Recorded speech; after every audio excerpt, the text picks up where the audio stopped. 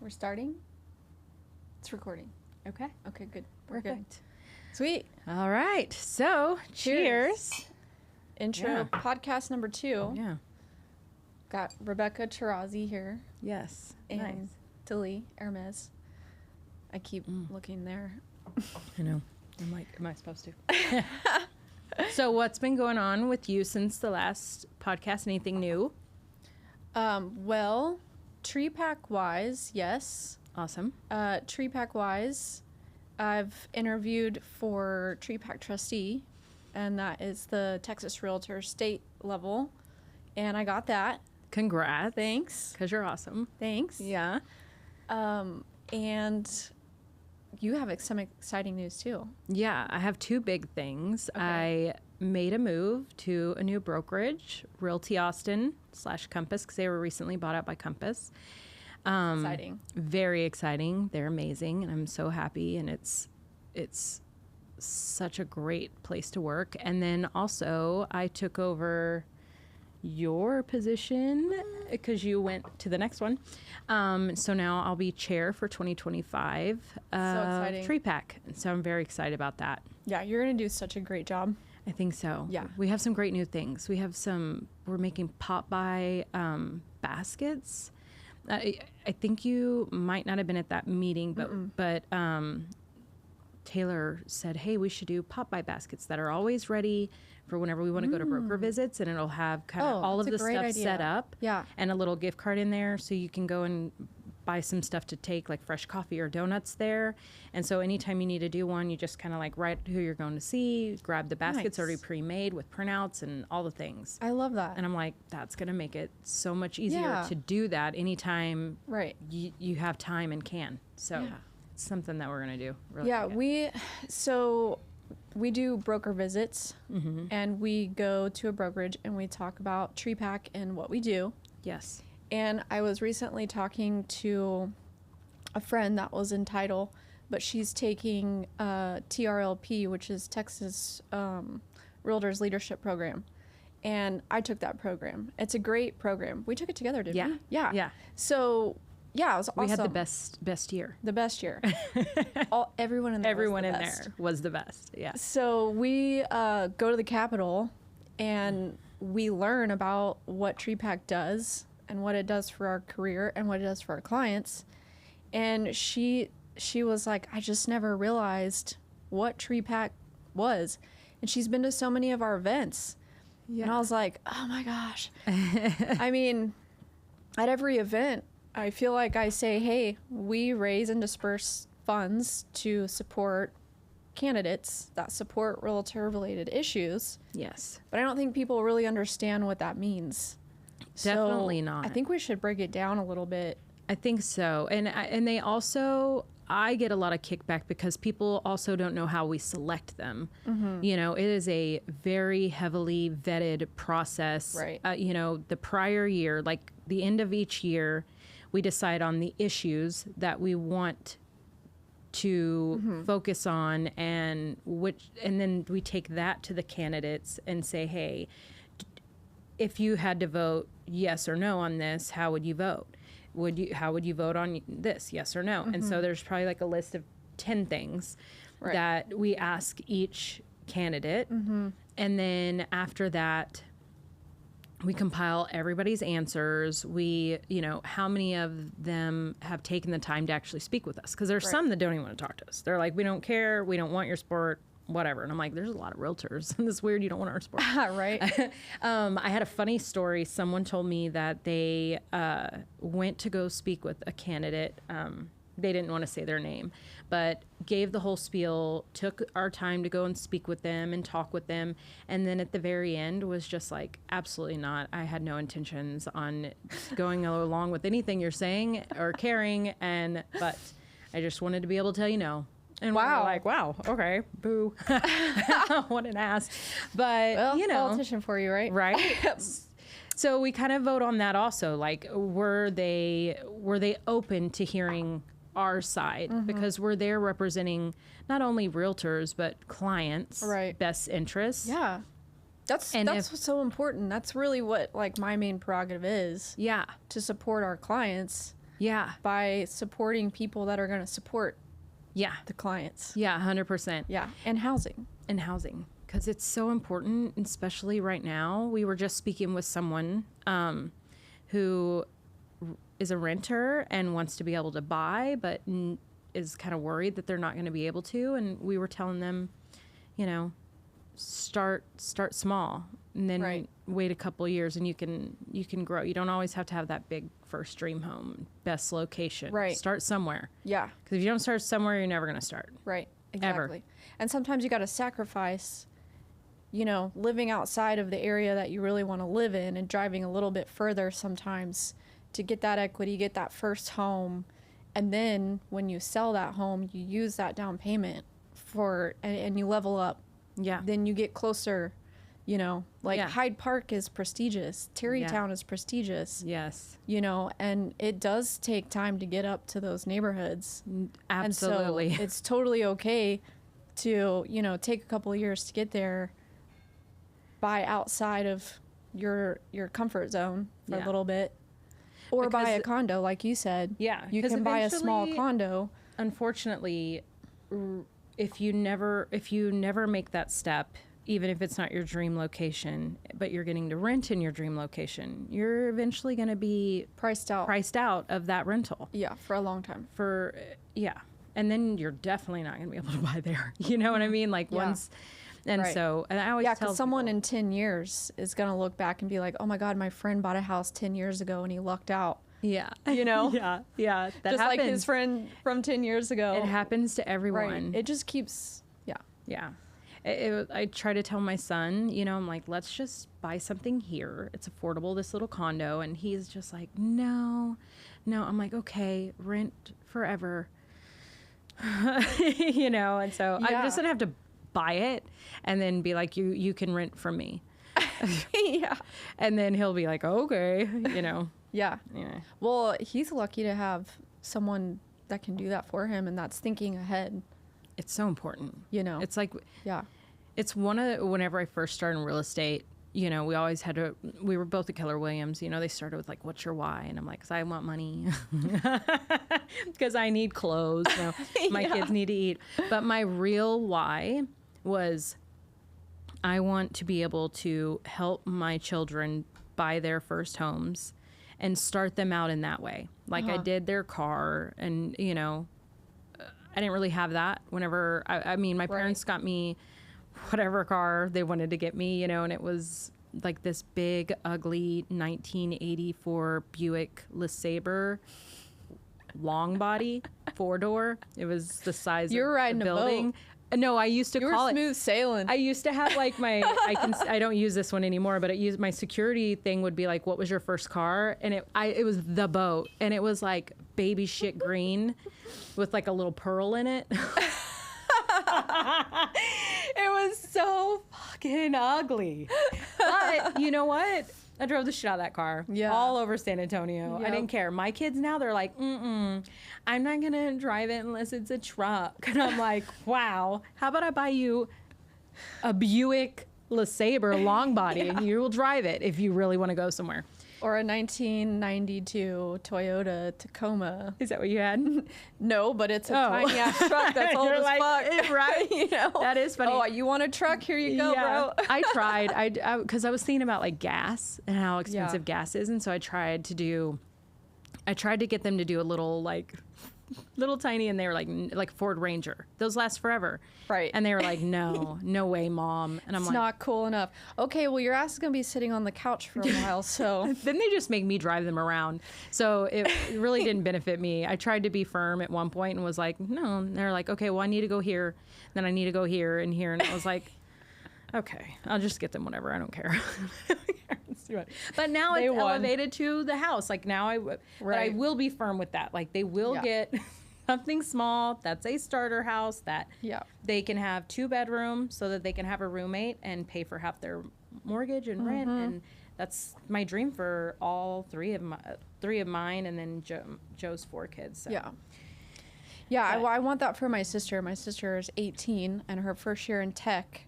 She lives in the dorms right now and she's hating it. Yeah. She fucking hates it. Yeah. She's stuck with all these sorority girls. No offense to sorority girls. Right? Just these It's not ones- her vibe. These ones are not. There's one They're not that's not nice. nice. Oh. The other two are fine. But But it's like Mean Girl Club. I don't like that. the one chick is Mean Girl Club. For I don't sure. like She that. showed me text I don't like message- bitches. No. So Tara is just way too chill for that. She's like, I can't.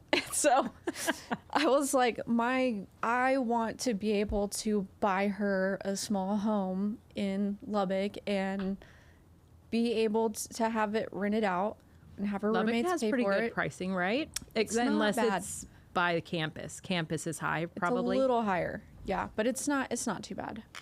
Yeah. But I mean, that's how you really get a leg up, you know? And I told her, what I told her was, I said, over the summer and whenever you're working, save up $5,000 and I'll match you.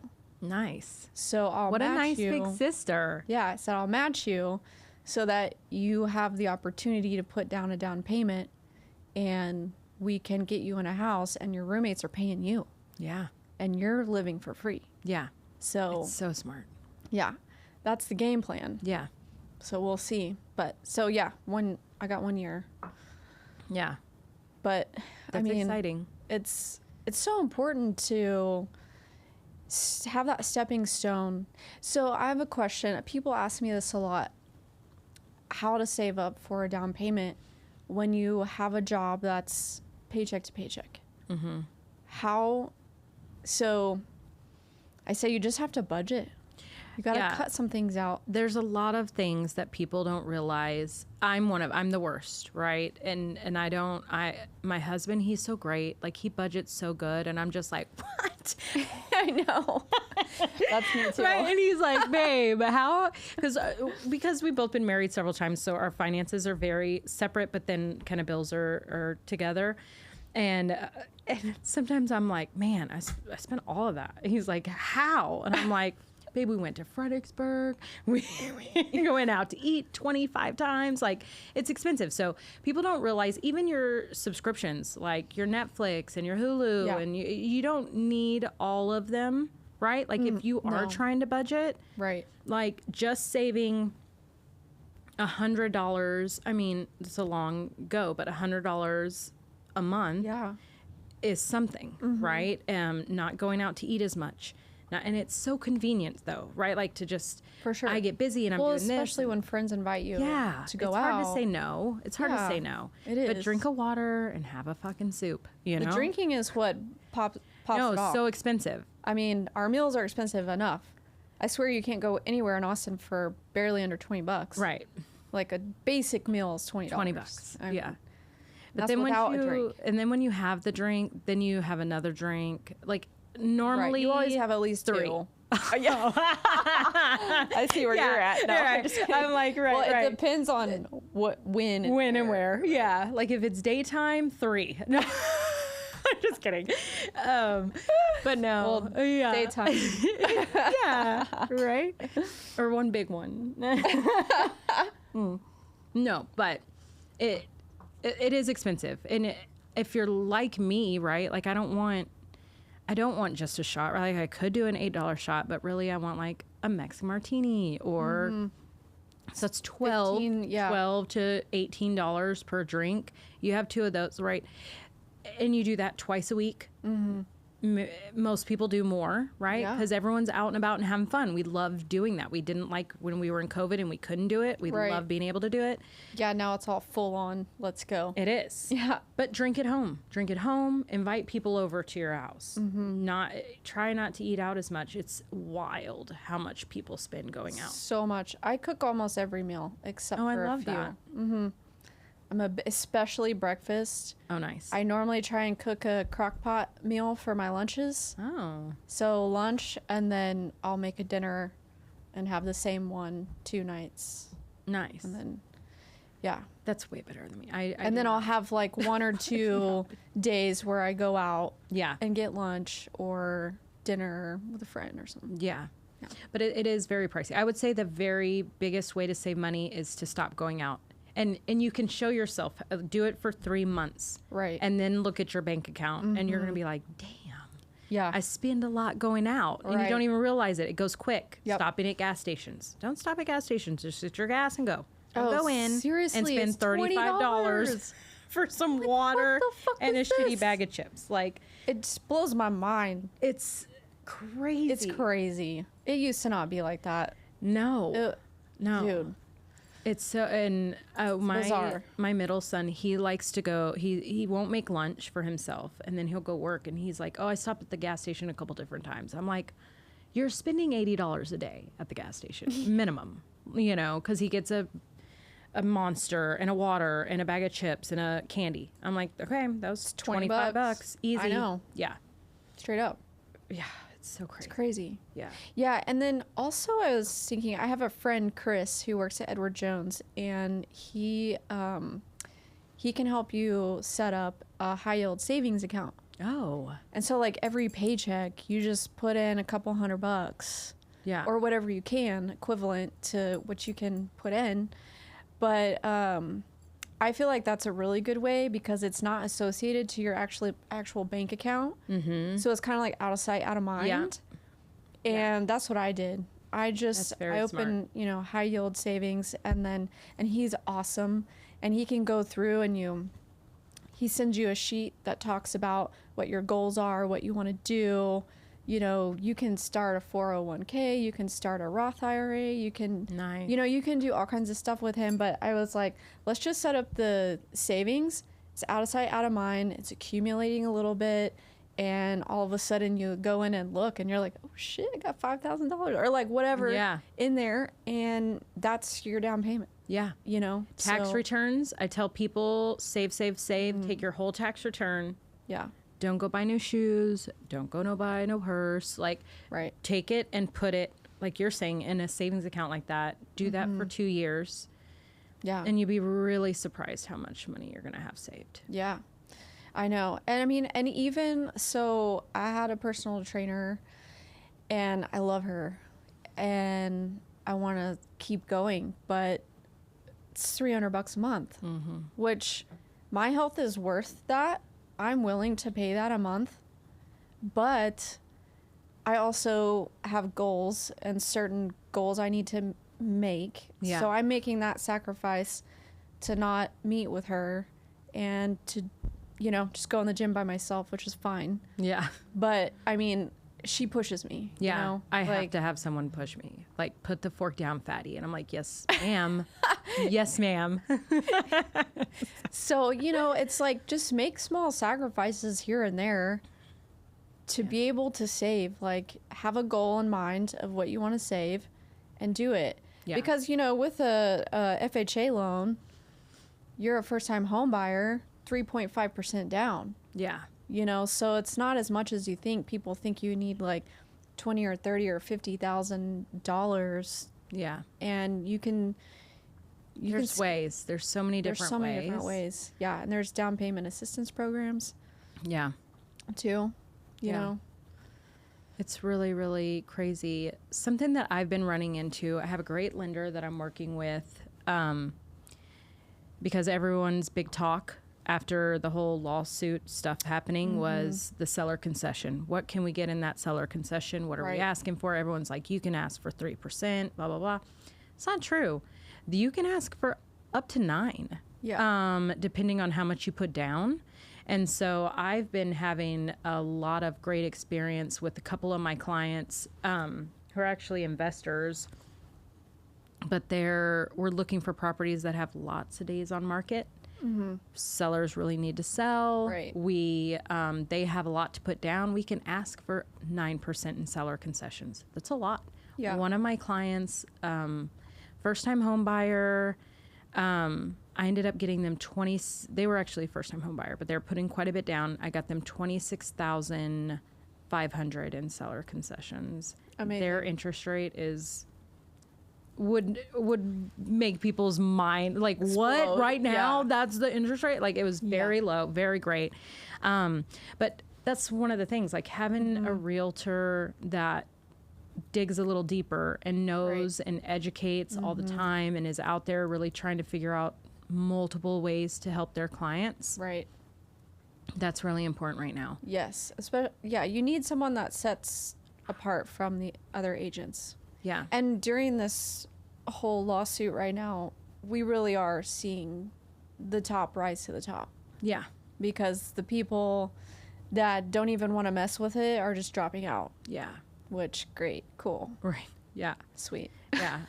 People are like, it's been really, really rough. And I'm like, I'm having the best quarter from the last 2 years. I don't know. I'm actually doing okay. Yeah. Not on all the things, but but I'm also out there working every day and making calls. Working all the time. Yeah, constantly working, which is really good. It's because I got them kids who are like bougie and they want all that shit. I know. I don't know how to like buckle down and not give it to them. It's like, love me here. Damn, I don't have kids, but I probably, my dog owns me, so probably my kids will too. Yeah. I'm just kidding. No, the dog was great. The best was when you did the interview for your trustee interview and you were texting me. I was like, everything's going to be great. You're amazing. And you were like, this fucking dog. This dog's so bad. And it was let me paint the picture here. So for interviewing for the trustee, I have to be interviewed by the entire committee. Which is like the 7 main people. And we had to do it Zoom. By Zoom, so it's even worse. So it's like even worse. So I'm like at home, I have my computer set up, and my dog is a freak. He hates when anyone is on Zoom or on the speakerphone. He freaks out because he hears another voice. Yeah. He doesn't know. Yeah. And so he is spoiled, I guess. And so he does not like me talking to other, like if I give someone a hug. Yeah. Oh, he's like, break it up. It's the way kids are. So he's basically like a kid. They don't have, anytime you need to focus, they won't let it happen. It's unreal. Yeah. So I'm sitting here in this interview, and this is for me to be able to move to the next step, to be able to interview with Texas Realtors. Yeah. And it was awful. It was absolutely terrible. It wasn't that bad. Oh my God. And Tucker is over here. He's pulling the leg of my jeans while I'm trying to answer these questions. They're all answering me important questions. And I'm sitting here like, stop, And then he knocks over my trash can and he's ripping all the paper, and he's sitting there ripping all like these tiny shreds of paper. I was like, we can't hear it. It's okay. Just ignore it. I'm texting. Yeah, I'm texting Rebecca. I'm like, oh my God, can you hear this? Like my dog is ripping up shit and he's across the room. So that means I got to get up and go like rip it out from him. And then I finally did, because I look over and like someone accidentally mailed like those smelly things that go on the wall. No. Yeah. And those hurt my head. So I had just thrown the whole thing away. Yeah. And he's over there ripping it apart. I'm like, oh no. And so it was so embarrassing and bad. But luckily everybody knows, that who I am and what I love and why I do it. And so I did go on to the next, interview session. Yes. And that one I crushed. It was in person. It was in person. It was in Dallas. Yes. So I drive up to Dallas, and I was in a room with 12 people. I was at the end of the table, and then everyone was around the table. And I walked in, and they asked me probably 10 questions that I had to answer, and I crushed it. I was cracking jokes and people were laughing. I was super sarcastic, and I love that. It was great. It was awesome. And I was like, whew, I had to redeem myself from the like, it was so bad. Yeah. I blamed it on Tucker. I just couldn't focus. And I feel like it's more intimidating to be interviewed by people that you talk to all the time. Right. You know what I mean? Yeah. Like it's awkward and they know you know it, and right? they know you and you're like, you don't want to be weird, right? Like, yeah. I literally thought that interview was going to be 2 people. Oh, it was a lot of people. And then I hopped on and I was like, It's everybody. I was like, it's gonna be great. It's gonna be great. You got this. What was funny was Brandy, the other person that was interviewed, because we did two people were interviewed, and she also was having an issue with her dog. She was like, I'm so sorry about my dog, and we all were we all kind of started laughing, and she was like, why are y'all laughing about me? And we were like, no reason, but it was because your dog was being such a pain, and so. But we could not hear it. You know, we couldn't hear it. Tucker is lucky he's cute. Because he's a little shit. Yeah. I love that. So what is your, because that's our new thing now, right? We need to be able to talk to people about our value. What is your top number one go-to value when you're like, you might name 6 different ones every time, but there's one that's always on that list that you feel is most important for that we offer to clients. I think family is mine because when I work with someone so closely, I'm treating them just like I would treat my mother in a transaction. Yeah. You know? Yeah. Like I'm there for them. I'm there to support them. I'm going to treat them like I care for my mother. Yeah. And put them above everything else. Yeah. And so that's probably my number one, like, go-to. Yeah. You know, everyone can do market reports. Yeah. Everyone goes around. I mean, that's our job. That's what we're supposed to do. And those are the to-dos. Don't even do that. Yeah. But they're like, what properties did you find you want to look at? And you're like, what? You didn't send them properties? I know, right? You find the property, you let me know. You let me know when you find something. Right. Yeah. Yeah. There's a lot of agents who do that. Yeah. But what about you? I really feel like I just am constantly available. And I know a lot of agents are not. Like, and like to the point where it's probably like not healthy, right? Like I'm always available. If it's 10 o'clock at night and you have a question, any question. Yeah. No question. There's no dumb questions. I really, really try to understand that not everyone knows everything about real estate, right? If you did, you wouldn't need me as a realtor. So I really try to reiterate to the clients, if you're wondering, you heard something, you're confused, I send you something and you have no idea what it means, for the love of God, please. Right. Call me, ask me, I'll go over it if I need to come. And like, you know, having so many children, I learned to teach everything 10 different ways because there's so many different learners. That's a great point. And so what can make sense to one client, right, 100%, a very smart client, it will not make sense to.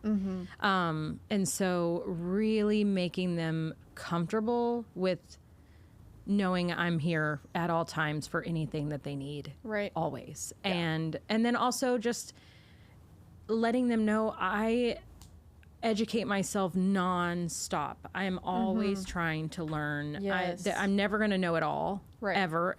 I learn something new in real estate literally every day, which I love because then I don't get bored. I feel like I get bored with things in general, like my whole life in careers and stuff. Once I got to the point where I could like do it in my sleep, I was like, I hate this job. You can't do that with real estate. I hate this job. Because every single transaction is completely different. Yeah.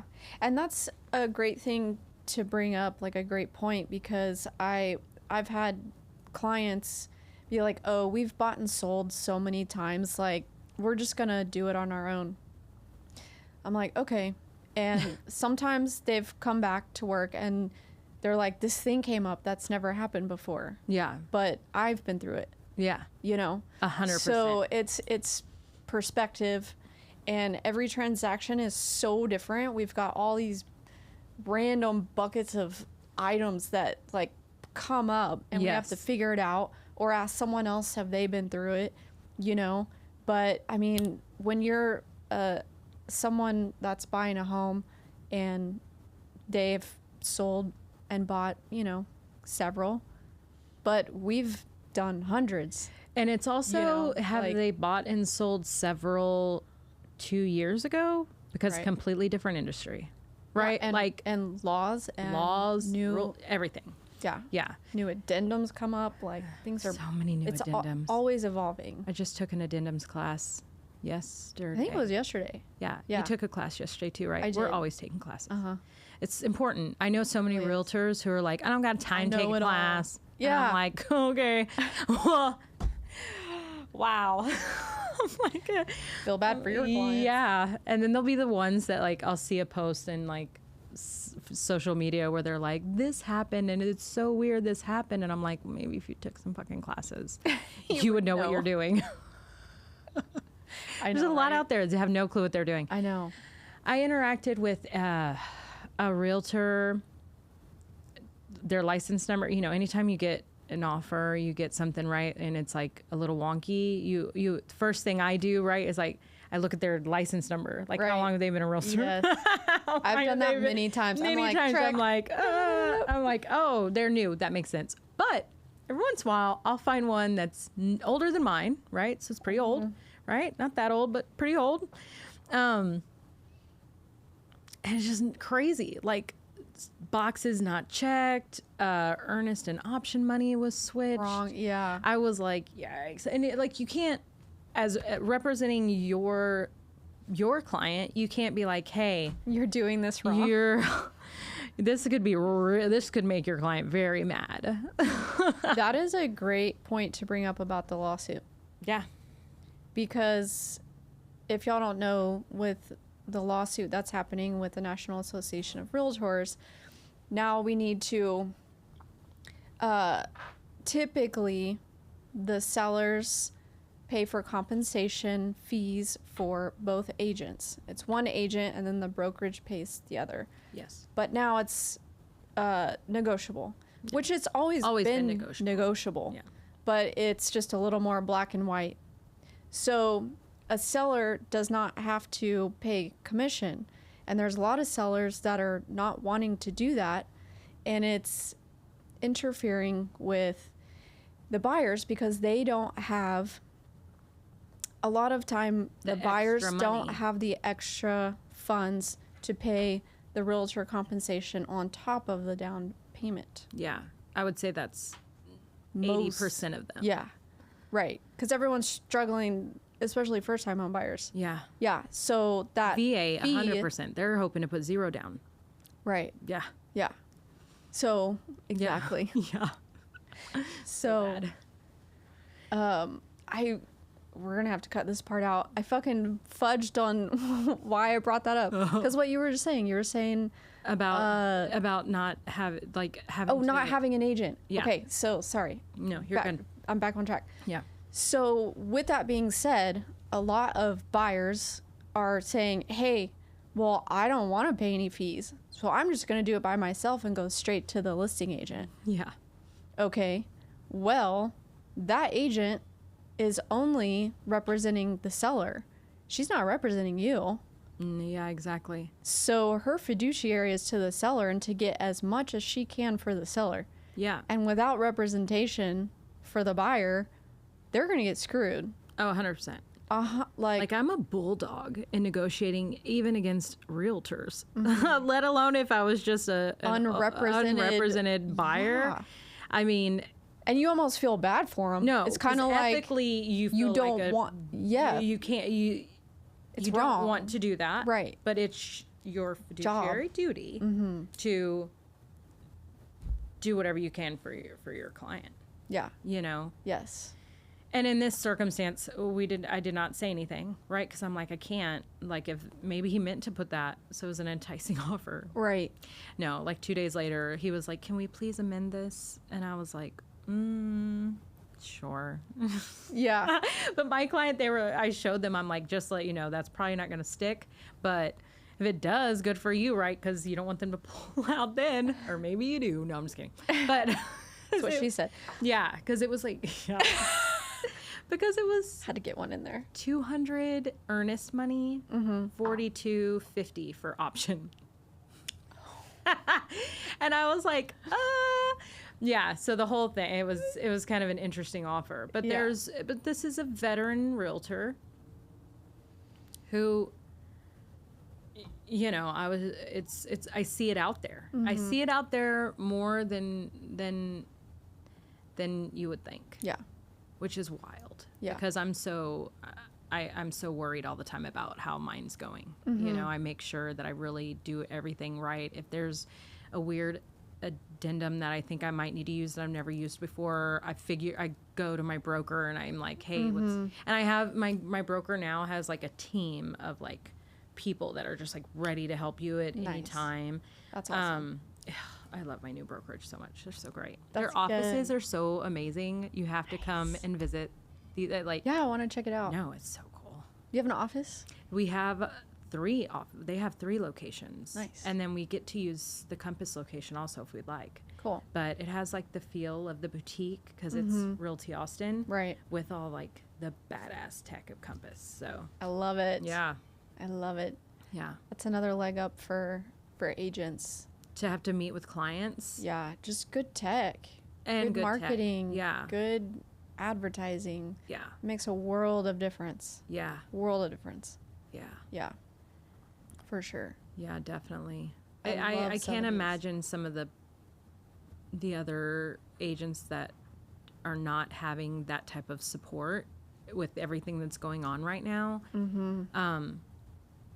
I worry about that, you Yeah. know. Like I was doing a class on something and it was a broker and he had like a team of 5 and he was a small brokerage and I asked him, I said, hey, because I was teaching the class and I said, well, you're a broker, you know, what have you been doing education wise with all the new paperwork that's having to be done?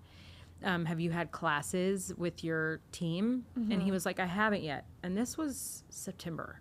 Wow. And into September. And I was like, the lawsuit happened What? in August. the official changes. The changes happened in August. We knew they So were if coming you're a broker and you haven't done shit in September, into September. And I'm like, are y'all not? move brokerages. Yeah, move brokerages if your broker has not been educating you. Yeah. Because you're going to end up in trouble. Yeah.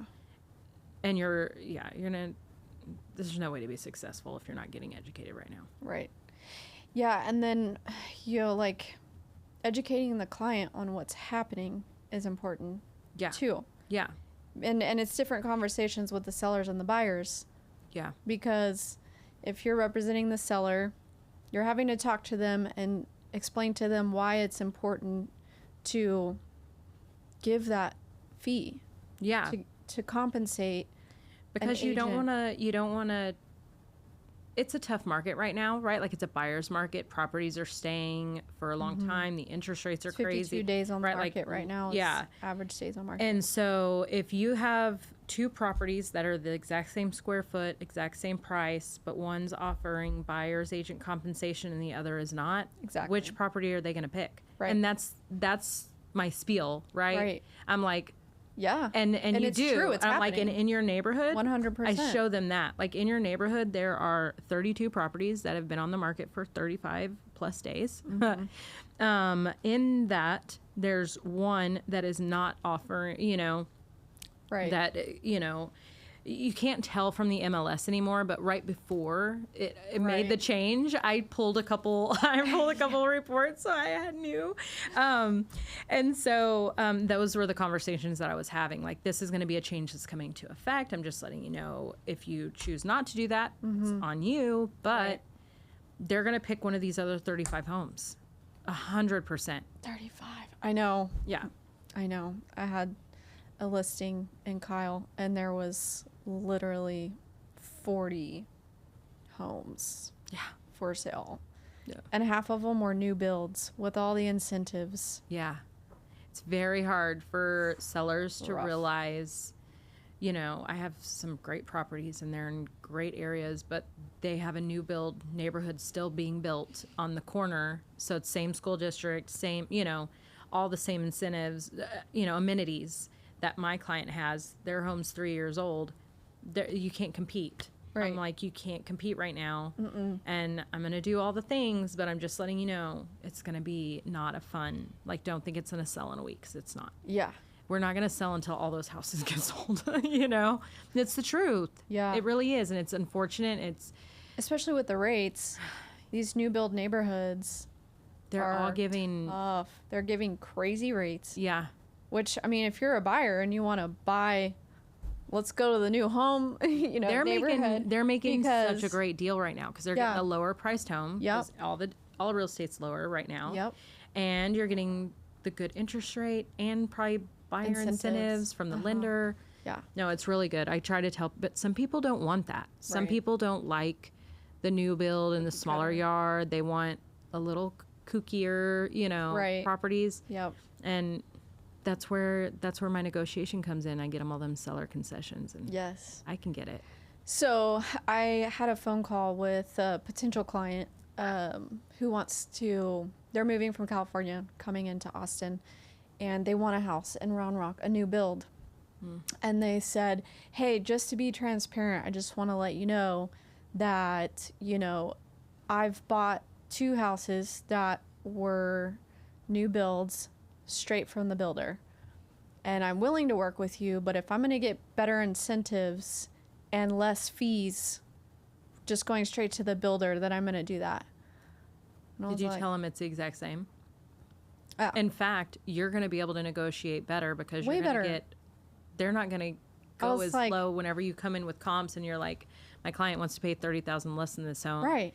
And we want the blinds, we want a fridge and the washer and dryer. Like no buyer's going to know to be that aggressive. Right. Because they're going to say, no, I can't do that.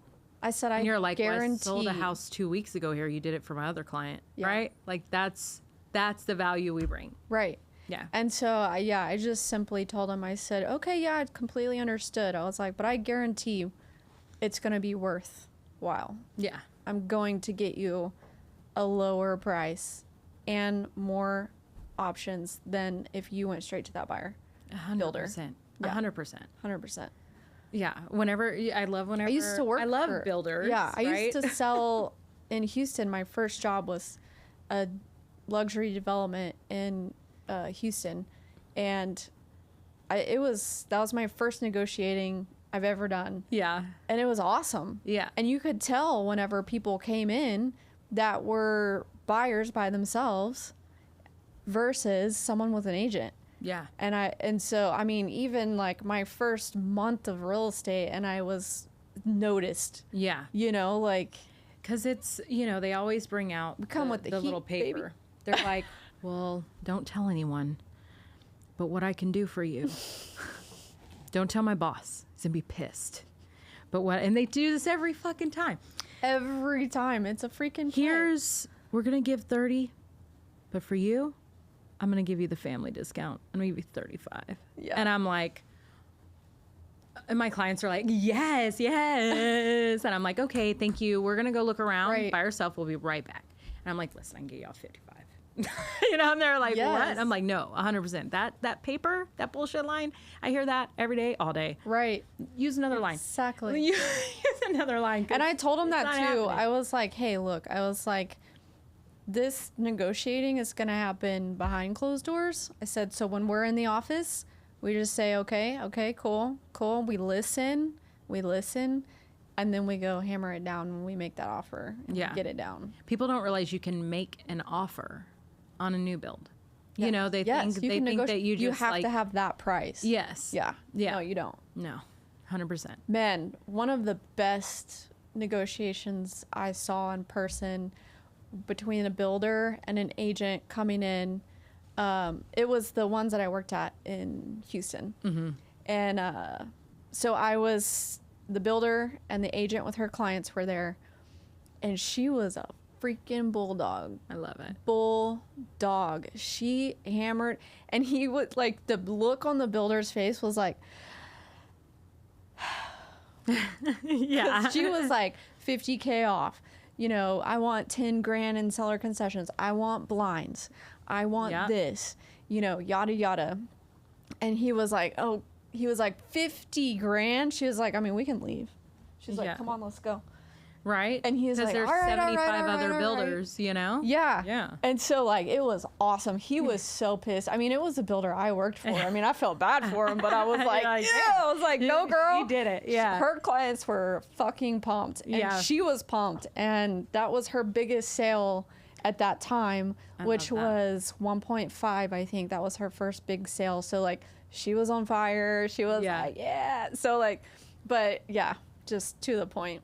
You can negotiate builders down. Yeah. For sure. And but you have to do it. You have to do it right. You have to be smart about it. Right. And a lot of people don't know that. I try to tell people, like, don't go there without me. You're not bothering me by taking me there. I want to be able to go. I want to hear whatever bull they're gonna, you know. And some of the builders are really nice, but some of them, they're doing their job, right? And you gotta let me do mine. You know. So yeah, because we see through a lot of bullshit, and the people that are working in those model homes, which I once was, you know, like I know, I wasn't doing big, you know, like the, you know, DR Horton or anything like that. Mine was like a 15 unit, really luxury. I mean, it's beautiful, but I'm just saying, so to that scale, it's different. They're getting paid hourly. And they're maybe getting commission depending on the builder. If they sell a home. And it's not a commission of the price. It's a set commission no matter what price. So they aren't fighting. They're just saying what they need to do to get a sale in. So. Yeah. It's really, I love it though. Okay. So something I was thinking that one might be fun is to talk about a couple different tools that I feel like all the realtors need. So whenever we're doing videos, like at open houses or stuff like that, you taught me this. It was, we were doing one of our videos for TREPAC, and you had the good little microphones. And I finally got me a set of those. Awesome. And so I was going to show those. Every realtor should have this, because when you're trying to make any kind, but whenever you're trying to make the videos and your phone's way over there, or filming or you're like holding the phone and you're trying to film it and you're like, you sound far away from the phone, all the things. And so there's like these little tiny things that you can wear that, and some people know about them, but I got this the other day and they're really cool. And so that's something really cool.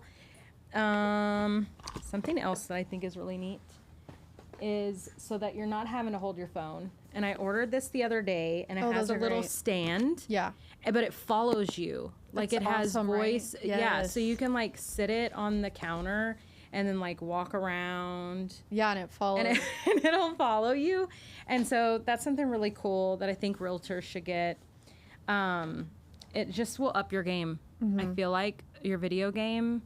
Everyone needs to do the video. I need to do more. I need to do more of it. I'm trying. You know, you got to set aside a day and just go to like 3 houses, you know? And just knock it out. And do you do property tours? I do sometimes. Yeah. Some of them get so like it's a thing to do, right? Like come to the broker open and the property tour. And some of those are good. But sometimes I like to go by myself and do kind of like low key, going to look at some properties in areas that, you know, I want to learn more about that are coming up with like no one else there, so I can talk with whoever or really get to know the area. But I have started doing a little bit more of that because I feel like the market's made a little change all over the place, and I need to know where all the price points are in different areas. And I like to see it in person. And I think that's a lot of agents don't do that. So if someone wants to buy a home or list a home, you need to go to all the houses in that neighborhood that you're competing against.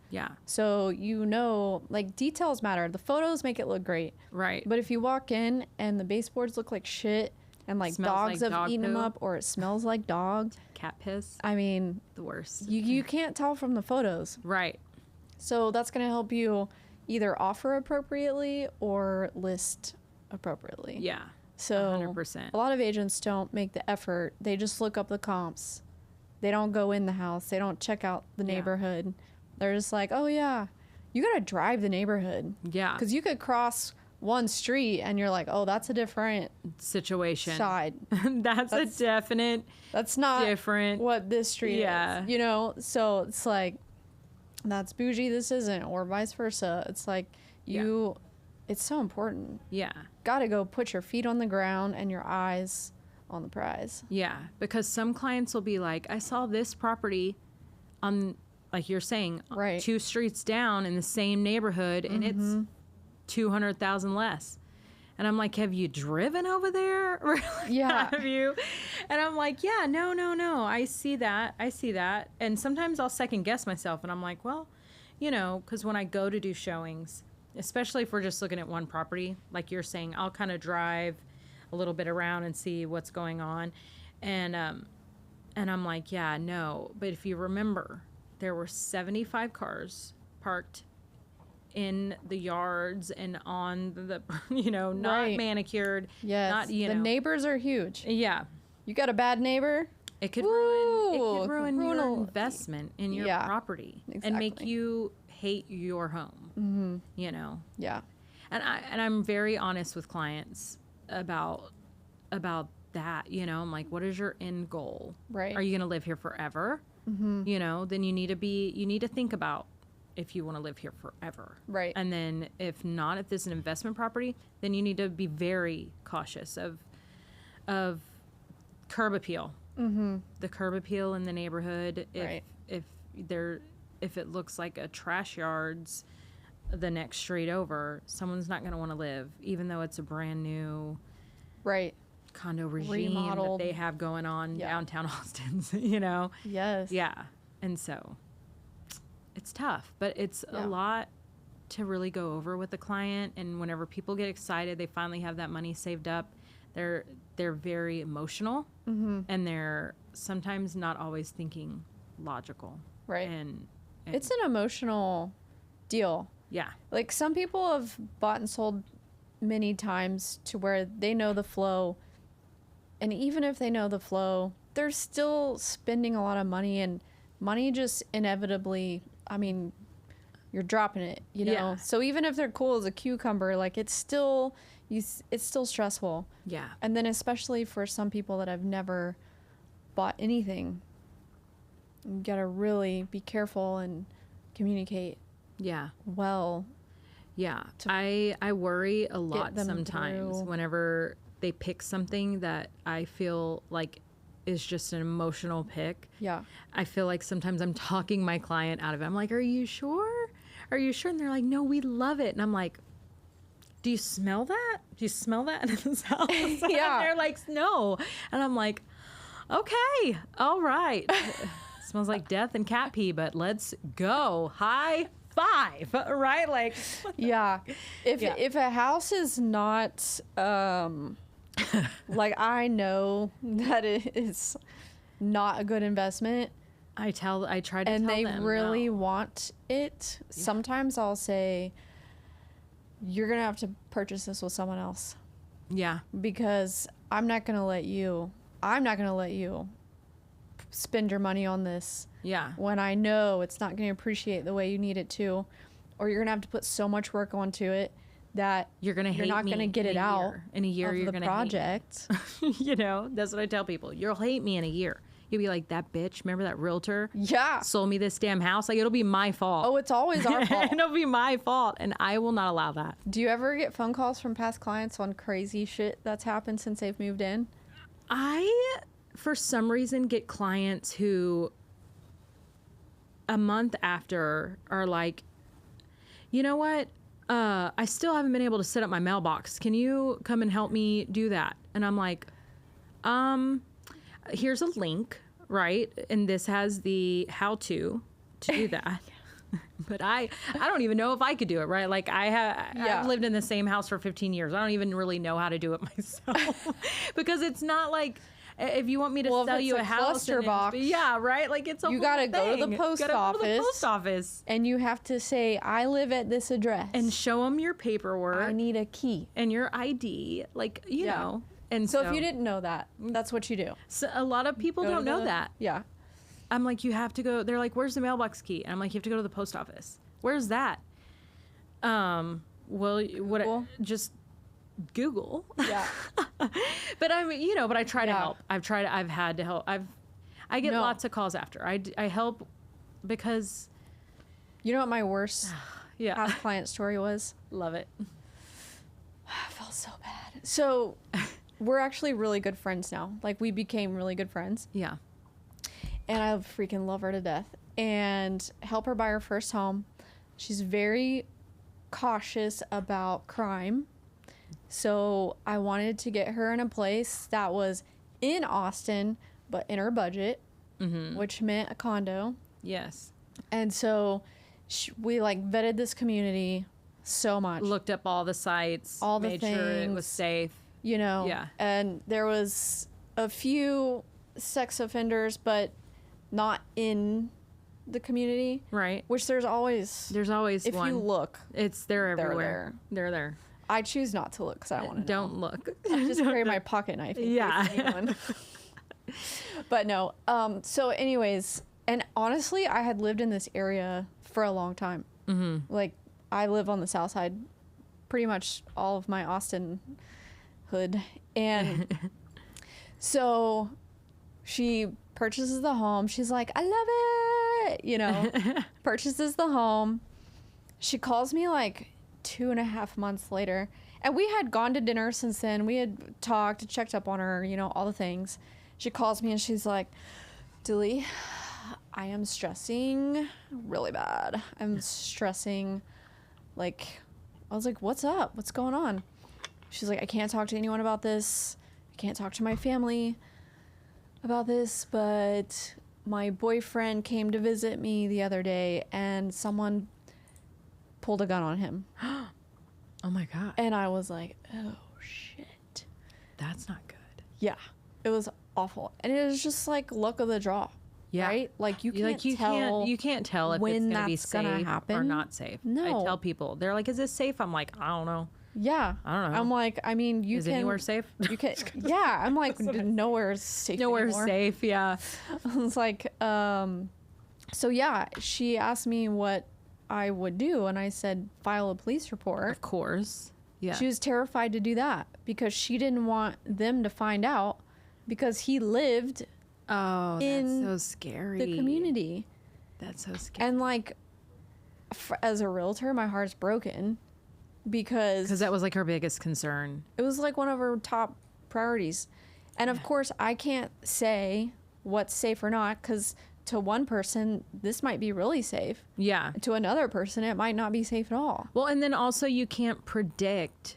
Yeah, you can't predict. You can't predict who's gonna move in, who's gonna drive through the town, you can't predict. Dude, what I have been sloppy attacked teenagers on the street gonna grow up and be a heathen. Like, right? You know, you can't predict any of that. No. And so, anytime my client asks me, "Is this a safe neighborhood?"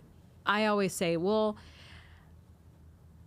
that is very, very like your own perspective." Right. And I said, but you can go and look on like the police site and see like what the local crime rate is.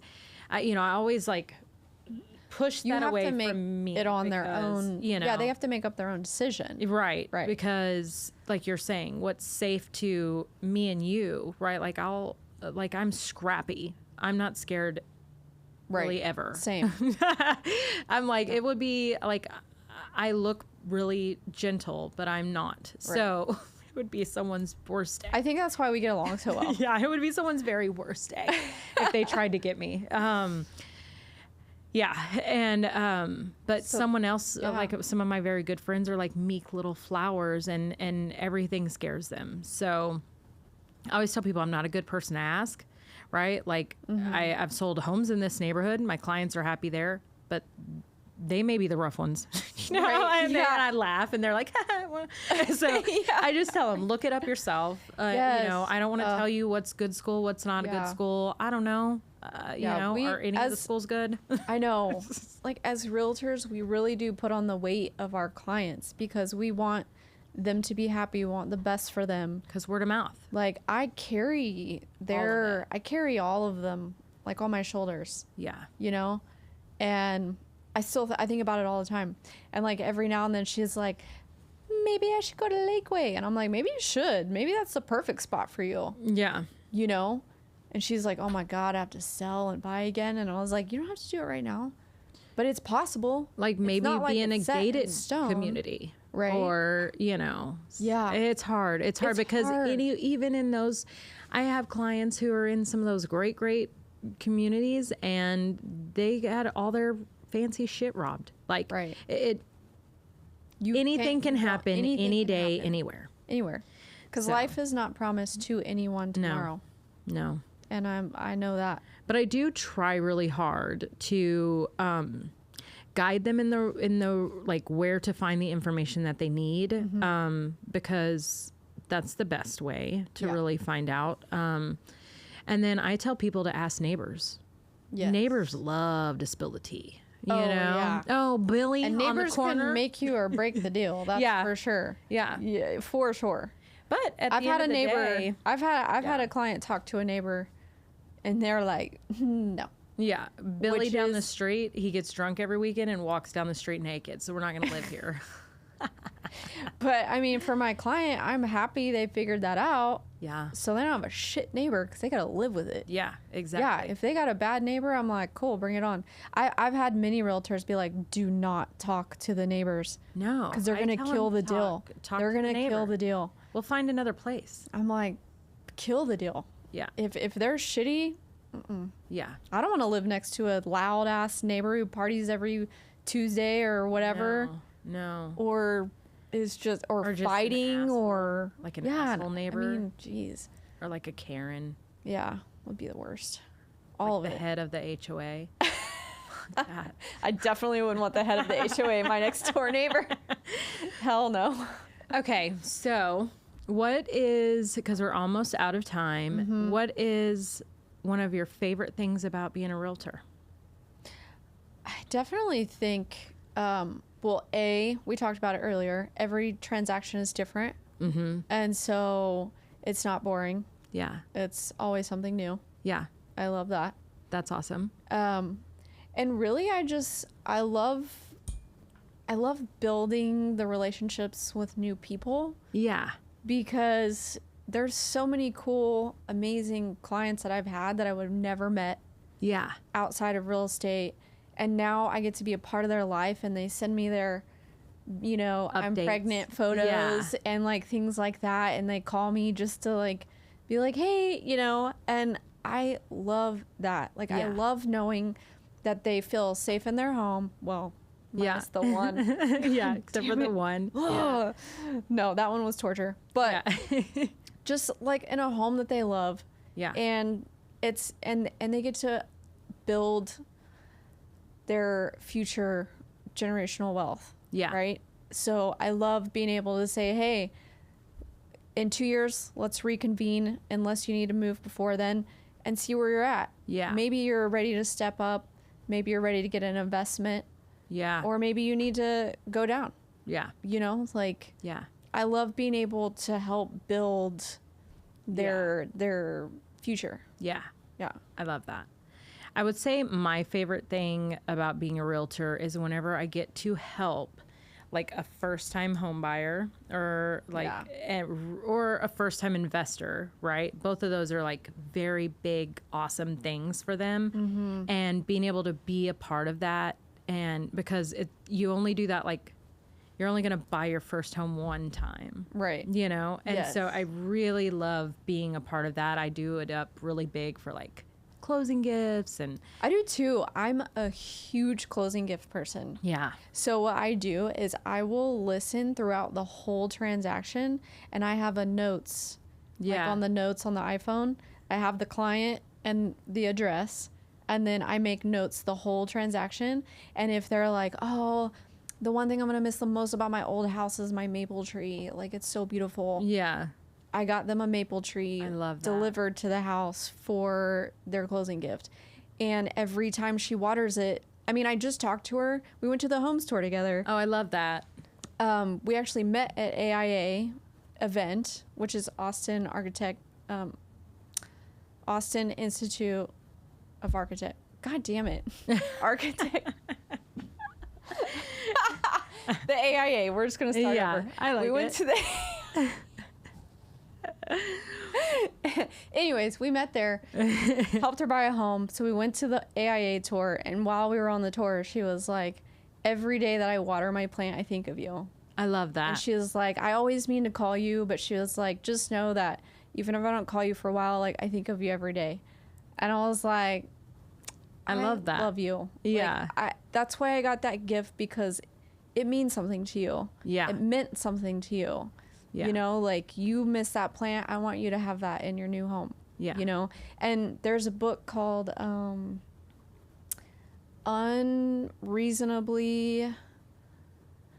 unreasonably, oh fuck, I can't remember the name. Let me get back to you on that. Okay. Fine. It's all about doing the most for your people, yeah. going above and beyond, Yeah. and really listening to what they're saying And who they are. and who they are, Yeah. and making an experience around that. So like, I got my one client, I got him a lawnmower because they kept saying like, oh, fuck, I gotta get a lawnmower. I haven't lived in a house in like 10 years. I love that. You know, and so I went and got him a lawnmower, and I had it on the front porch when they walked up from the title company with a big bow on it. I love And so that. like, that's See, my things like favorite that. part. It's things I think, like I guess that. that's my favorite part. Like, Yeah. I love giving the gift. at the Yeah. end. It's so fun, right? Like, So it's fun. so fun. It's so fun getting to know them, and How many makes of them- your it makes clients do you human. feel like you still stay in touch with? Like 90%? Like- I do 90% probably. totally. Yeah. Yes. There's the 10% that never want to talk to anyone again, right? They just don't like people in Yeah. general. Yeah, I've had several They're Nevada very- State, yeah. you know, and even then, they're still on my list, and I still say hey, Yeah. you know. But yeah, like people that I actually like go out and get lunch with and like Yeah. kick it, a lot, Yeah. almost all of them. My husband's like, you make all of them your friends. And I said, yeah. Yeah, It's, that's what you're supposed. I mean, we spend a lot why of not? time together. Not all of my, I have even some of my clients who like I have a professor that moved from Germany here. Mm-hmm. And I love just sitting and talking with him. And so I met up with him. We bought a house in Austin near campus, and went and met with him now that he's all settled in and everything. And I'm like, I could just like invite me to like where like your book days, or where like you meet up with all the other professors. I just love smart Yes. people. Yeah. And just like sit around and Yes. talk about bullshit. It's my favorite thing to do. Yeah. Like this. I love this. And all my clients are so different, which I love, Yeah. because I love all walks of life. It just reminds me of like photojournalism. Whenever I was a photographer, I was always just like connecting with these people that were so incredibly different. Yeah. Like I would meet, you know, someone that's in government, super prim and proper, or I would meet, you know, a drug addict who's overcome, you know, and they're like struggling and coming up. You I know, love that. it's like connecting with every walk of life. You have something to learn from all of them. Yeah. Like you can take something from everybody. Yeah. And that is something I love about real estate, because we're around so many different types of people, Yeah. and it's important to take that into account. One of my clients, she had a King Charles Cavalier, and I had one like 20 years ago. And like a couple times she would have her dog with her. And then I was like, I have to get me another one of those. And so I did. So thank you. Thank you. Thank you. Haley. Cute. My husband's like, great. Yeah. That's so funny. But no, like it's just, and I love them. They're so great. But That's yeah. awesome. Well, this was a great meetup. Yes. I love it. I can't We're going to wait be for doing next it month. once a month for sure. Yeah. And if anyone has any topics that they want us to hit, Right. send it to us. Yeah, let us know. Yeah. Happy to talk about, dive in, Anything. anything. Might do some interviews. I've been thinking about Yeah, me some too. different people to talk to that Me too. that are smarter than me. Mm-hmm. There's like a few of them out there. Yeah. Just Not kidding. too many though. Yeah, just kidding. There's a lot. All right, it. cool. Awesome. All right. Well, next month we'll Yes. crush this month. Cheers. Cheers. All right. All right. I had a wider glass than yours. Because I feel like I poured the I'm same used to- amount. I'm or- used to it with ice, so it's a little warm. That just goes to show. I know. Love it.